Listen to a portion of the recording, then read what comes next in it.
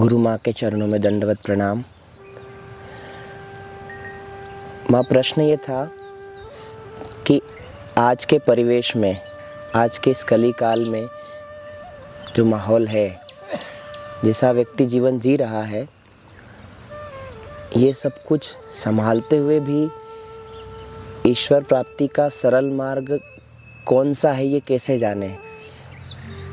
कहीं से सुनता है कि दान करें, सिर्फ कथा सुनने से क्या वो ईश्वर प्राप्ति कर लेगा, या कहीं कहीं ऐसा सुनता है कि सिर्फ पूजन करने से, जल चढ़ाने से इससे उद्धार हो जाएगा। सरल मार्ग कौन सा है जिससे इस कलिकाल कलयुग में भी ईश्वर प्राप्ति आसानी से की जा सके? सहज मार्ग कौन सा है, आप मार्गदर्शन करें।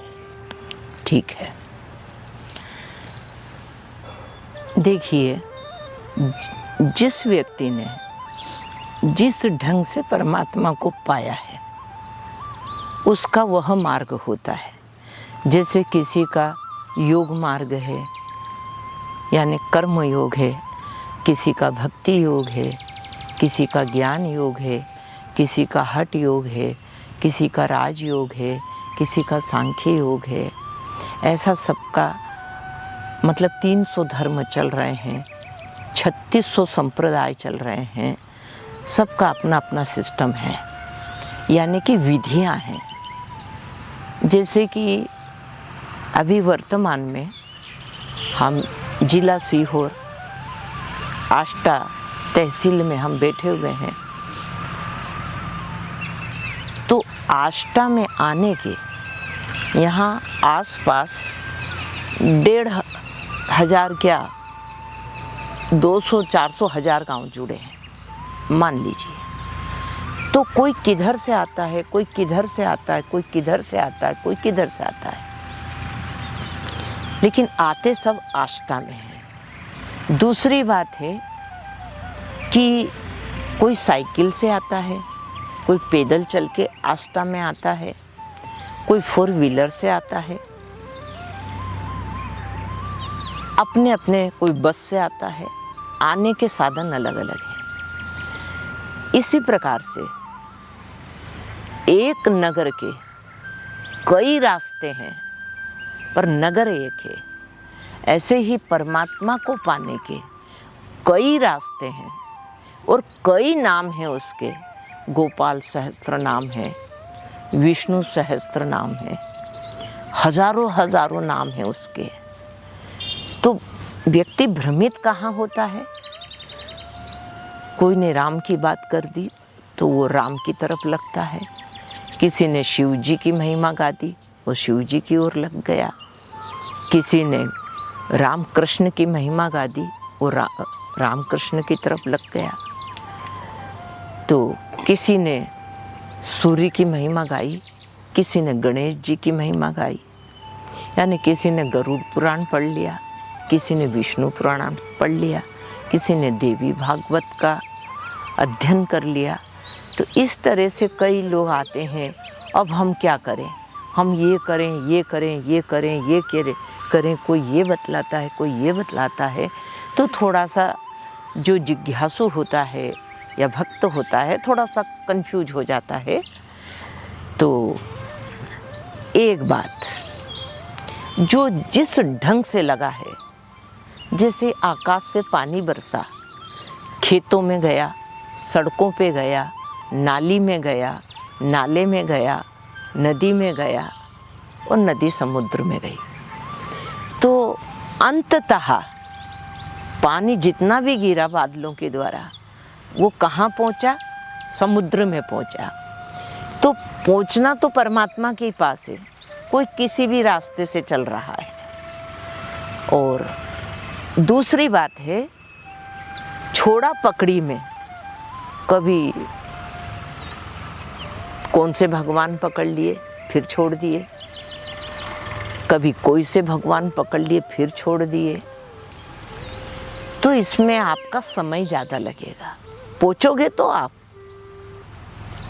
किसी भी जन्म में पहुँचोगे, लेकिन तो पहुँच तो जाओगे आप, लेकिन अगर कोई सही मार्गदर्शक हमें मिल जाए और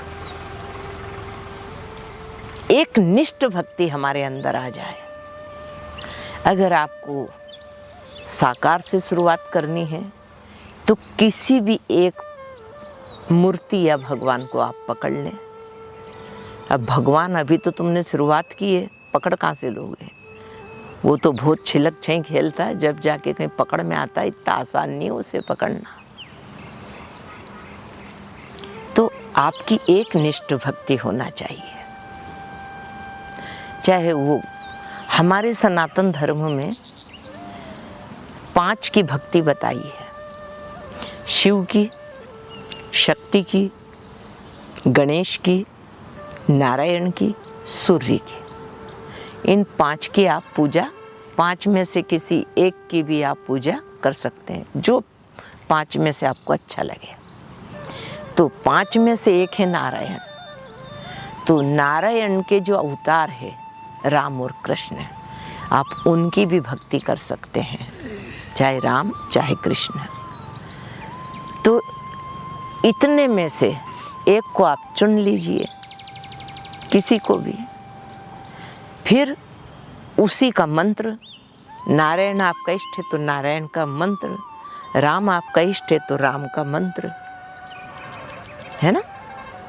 अब शिव का 11वां रुद्र अवतार है हनुमान, तो फिर मंत्र हनुमान का। तो राम से मिलने के लिए आपको राम होना पड़ेगा। आपका आचरण, आपका स्वभाव, धर्ममय जीवन, ये चीज और राम का मंत्र। तो धीरे धीरे धीरे धीरे। अच्छा, अब जान कौन पाएगा परमात्मा को? परमात्मा जिस पे कृपा करेगा, उसकी कृपा के बिना हम उसको नहीं जान पाएंगे। अब आप लगे हैं राम की तरफ, वो लगे हैं, उसी पे तो कृपा भी होगी ना। सूर्य तो सबको बराबर प्रकाश दे रहा है, लेकिन अगर आतिशी शीशा है और वो सूर्य की किरणों को एकत्रित कर लेता है तो आग लगा देगा। तो आपकी श्रद्धा और आपकी भक्ति एक निष्ठ है तो फिर भगवान कृपा नहीं करेगा क्या? भगवान कृपा करेगा। उसी की कृपा से उसकी प्राप्ति हो सकती है। उसी की कृपा से हम थोड़ा उसको समझ सकते हैं, अनुभव कर सकते हैं थोड़ा सा, क्योंकि वो हमारी बुद्धि से परे है परमात्मा। हम उसको बुद्धि से जानेंगे तो जितनी बड़ी बुद्धि हम उतना ही जान पाएंगे, और हम उसको पूरी तरह से जानेंगे तो फिर हम उसी से एक हो जाएं। और जब हम उससे एक हो गए तो हम अलग कहाँ बचे तो जाने। गई लून की पुतली था सिंधु को लेन, आप ही अनाथ भई तो था कहे को बेन। अब नमक की पुतली थी और वो समुद्र की गहराई को नापने के लिए गई, लेकिन वो तो उसमें विलीन हो गई, आज तक लौट के नहीं आई। इसी प्रकार से जो उधर जाता इधर आता नहीं, श्याम की कोई खबर लाता नहीं, क्योंकि वो श्याममय हो जाता है, वो राममय हो जाता है, वो कृष्णमय हो जाता है, वो चैतन्यमय हो जाता है, वो उसी का ही स्वरूप हो जाता है। तो फिर कौन बताएगा उसके बारे में? तो एक चीज आप पकड़ लेंगे तो सरल है उसके लिए। इस संसार में हम 2 चीजों में ज्यादा फंसे हैं, एक चमड़ी में, एक दमड़ी में, 2 में फंसे हैं। तो एक है रूप, एक है संपत्ति। अब कहते हैं कि लोहे से लोहा कटता है, विचार से विचार कटते हैं, हीरे से हीरा कटता है, लोहे से हीरा नहीं कटता है, वो पत्थर से भी ज़्यादा मजबूत होता है, इसलिए हीरा ही हीरे से कटता है। तो सारे रूप को अपने अंदर से हटाने के लिए हम एक रूप का ध्यान करें, जो आपको अच्छा लगे, है ना। और सब जगह से अपने को हटाने के लिए, सारे विचारों से, सारे शब्दों से, तो हम केवल एक मंत्र को पकड़ लें। एक ही रूप, अंदर में आंखें बंद हो तो एक ही रूप दिखाई देता है। क्योंकि आप अगर संसार को बसा रखोगे तो फिर परमात्मा नहीं मिलेगा। परमात्मा को पाने के लिए जो पाना है आपको, उसी को पहले अंदर में बसाना पड़ेगा, रोम रोम में उसकी अनुभूति करनी पड़ेगी। तो जब रूप को बसाया तो सब रूप हट गए, और एक नाम को बसा लिया तो सब विचार हट गए। केवल परमात्मा के नाम का सहारा लेकर भी आप परमात्मा को पा सकते हैं। लेकिन केवल एक चीज होनी चाहिए हमारे अंदर, केवल राम, केवल प्रेम प्यारा। तुम प्रेम से भी राम को प्राप्त कर सकते हो, और तुम केवल परमात्मा का नाम, केवल नाम, अगर नाम आपके हाथ में है तो समझ लेना परमात्मा आपके हाथ में आ गया। प्रमाण चाहिए तो सुमरी पवन सुत पावन नामो, अपने बस करी राखे रामो। तो सरल उपाय एक चीज, केवल नाम, दूसरी चीज केवल रूप, एक ही रूप, केवल की बात आई है, और केवल प्रेम, है ना। मैंने कभी सुना था, इस दिल के टुकड़े हजार हुए, कोई इधर गिरा, कोई उधर गिरा, कोई उधर गिरा, कोई उधर गिरा, तुम तो सब जगह फंसे पड़े हो, है ना। ये सब जगह से निकालना पड़ेगा अपने आप को। सबकी ममता ताग बटोरी, मम पद प्रीत बांध बट डोरी। केवल प्रेम परमात्मा से। अच्छा, आप परमात्मा से प्रेम करेंगे तो क्या संसार से दुश्मनी करेंगे? दुश्मनी नहीं करना है।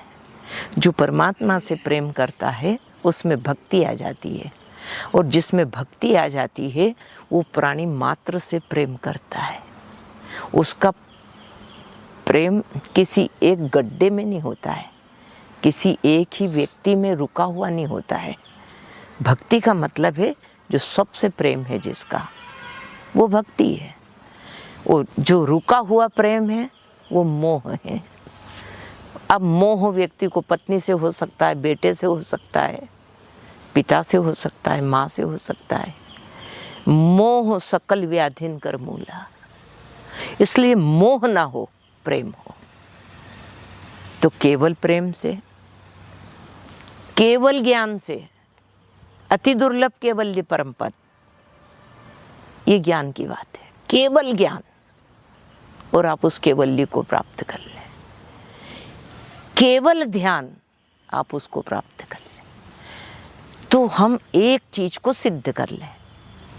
जैसे ये आपके सामने पीपल का पेड़ है, अब आपने पिचकारी में पानी भरा, जो होली पे पिचकारियां बच्चे चलाते हैं, पिचकारी से आप पत्ते पत्ते को गीला कर दें, लेकिन पेड़ हरा नहीं होगा। पेड़ हरा होगा केवल जड़ में पानी देने से। तो एक ही चीज निर्धारित कर लें और उसी की जड़ में पानी दें।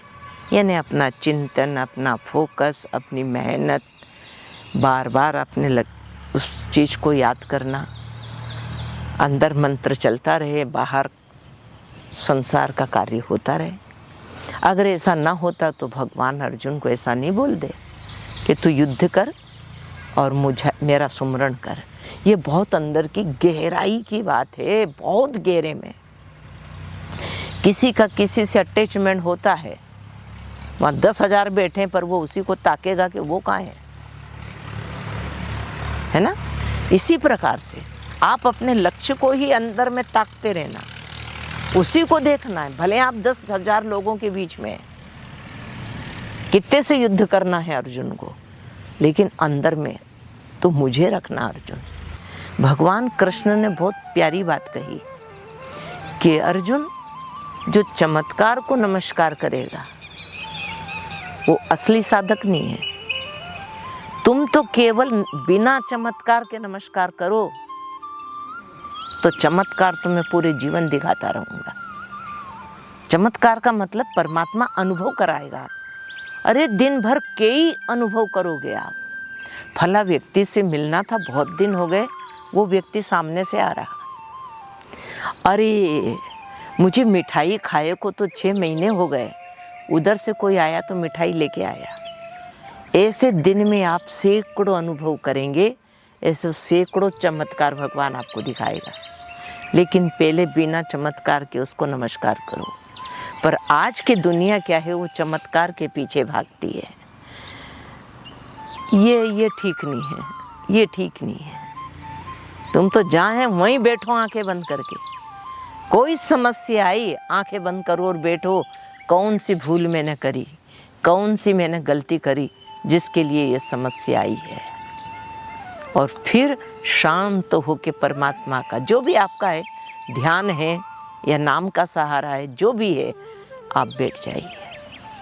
आपको प्रश्न भी होगा तो उत्तर अंदर से आ जाएगा, उलझन भी होगी तो सुलझ जाएगी। जैसे एक बार हैंडपंप है यहाँ पास में, वो बंद हो गया, पानी नहीं छोड़ रहा, आ नहीं रहा, पानी बाहर नहीं निकल रहा। तो फिर उसमें बाहर से पानी डाला उसको चार्ज करने के लिए। उसके बाद वो हैंडपंप चार्ज हो गया, पानी अंदर का उस आने लगा पानी। इसी तरह से गुरु और सत्संग की हमें बाहर से पहले ज़रूरत पड़ती है। फिर एक समय ऐसा आता है कि जो चीज़ें गुरु के द्वारा हमें मिल रही थी, भगवान के द्वारा जो मिल रही थी, फिर स्वयं के द्वारा वो चीज़ें मिलने लगेगी। स्वयं के द्वारा उत्तर आने लगेंगे, स्वयं में समाधान होने लगेगा, वो चीज़ें आप में आने लगेगी। क्योंकि जिससे हम प्रेम करते हैं उसकी मुद्राएं, उसकी एक्टिविटी हमारे अंदर आने लगती है। तो हम अगर परमात्मा से प्रेम करेंगे तो फिर उनकी चीज़ें हमारे अंदर आएंगी, नहीं आएंगी, आने लगेगी, हमारे अंदर भी आने लगेंगी। फिर हम सामान्य नहीं रहेंगे, फिर आप सामान्य थोड़ी रहेंगे, आप सामान्य व्यक्ति से बहुत ऊपर आ जाएंगे, है ना। कहते ना कि धर्मराज युधिष्ठिर, उनका रथ पृथ्वी से ऊपर चलता था, पहिए ऊपर रहते थे। तो ऐसा होता नहीं है, कहा है पर ऐसा। इसका मतलब है कि जो सामान्य व्यक्ति होते हैं उन लोगों की अपेक्षा धर्मराज युधिष्ठिर का जो व्यक्तित्व था वो श्रेष्ठ था। इसका ये सही अर्थ है, और भी अर्थ हो सकता है। कई कहते हैं कि व्यक्ति साधना में बैठा था, जमीन से आसन ऊपर हो गया। ये सही है कि ऊपर उठ गया।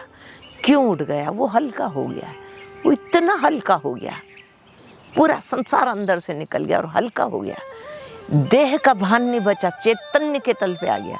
तो हो सकता है कोई जमीन से ऊपर भी उड़ जाता होगा, है ना।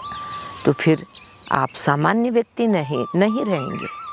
इस प्रकृति के अंदर आप स्पेशल व्यक्ति बन जाएंगे। स्पेशल तो फिर आपके लिए जहाँ जाएंगे स्पेशल व्यवस्थाएं रहेगी।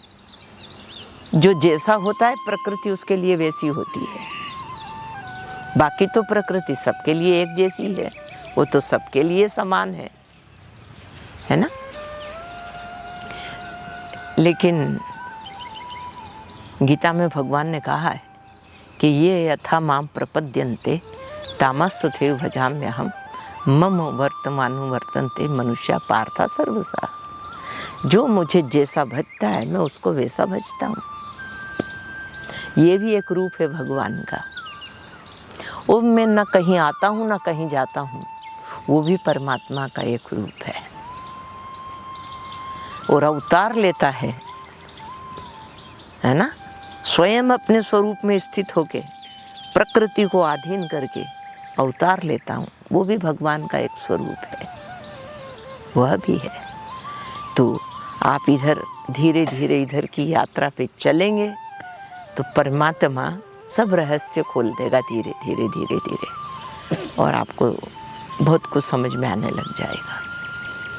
तो इतने में से जो आपको सरल लगे, केवल ध्यान एक पकड़ लें, केवल रूप वो पकड़ लें, केवल नाम वह पकड़ लें, केवल प्रेम आप वो पकड़ लें। एक चीज़ कोई सी भी, सब सरल है, ये सब सरल है। जब तक हमने किसी काम को नहीं किया तब तक वो कठिन लगता है, और जब कर लिया, वो करने लग गए, वो सरल हो गया। जब घुसी गए, उसको हाथ में ले ही लिया है, फिर वो चीज़ सरल हो जाएगी। फिर कोई काम दुनिया में मुश्किल नहीं है, जो करते रहोगे यतन धीरे धीरे तो मिल जाए राधा रमण धीरे धीरे।